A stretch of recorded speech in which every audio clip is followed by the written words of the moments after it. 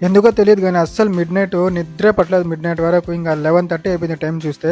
ఇంక ఆకలేస్తా ఉన్నింది. ఏదైనా చేసుకొని తిందామనైతే కిచెన్‌లోకెళ్ళా. ఇంక ఫ్రిడ్జ్ ఓపెన్ చేసి చూడగానే చపాతీ పిండయితే కనిపిచ్చింది. ఇంగ చపాతీ అండ్ చికెన్ చేసుకుందామనైతే 2 తీసి బయటికైతే పెట్టాననమాట. తర్వాత అయితే చూసుకుంటా ఉంటే అట్లా కొద్దిగా లావయితే అయినా మనం ఈ మధ్య పర్లేదు. ఇంక అట్లా చూసుకొని మళ్ళీ అయితే ఇంక ప్రిపరేషన్ అయితే స్టార్ట్ చేసేసాననమాట. ఇంక చపాతీ చేసుకుందామని అండ్ చికెన్ కోసమైతే. సో, ఒక్కొక్కటిగా వెజిటబుల్స్ అన్నీ కట్ చేసుకుంటూ ఉన్నాను. చాలా మంత్స్ అయిపోయింది నేను ఇట్లా మిడ్‌నైట్ వచ్చి క్రేవింగ్స్ వల్ల. ముందైతే స్వీట్ క్రేవింగ్స్ ఎక్కువ ఉండే నాకు మిడ్‌నైట్ స్వీట్ పాయసం అంట ఏదో ఒకటి చేసుకుంటూ తినేవాడిని మిడ్‌నైట్ లేచి మరి. బట్ ఈ మధ్య స్వీట్ క్రేవింగ్స్ లేవు గానీ ఇట్లా ఏదన్నా చేసుకోవాలనిపిస్తా ఉండింది. సో, ఈరోజైతే ఇట్లా చికెన్ అయితే చేసుకుంటూ ఉన్నాను. ప్రిపరేషన్ స్టార్ట్ చేసేసా ఇంక చికెన్ చేసుకోవడం. చాలా అంటే చాలా బాగుంటుంది తెలుసా ఇట్లా మిడ్‌నైట్ చేసుకొని తింటా ఉంటే.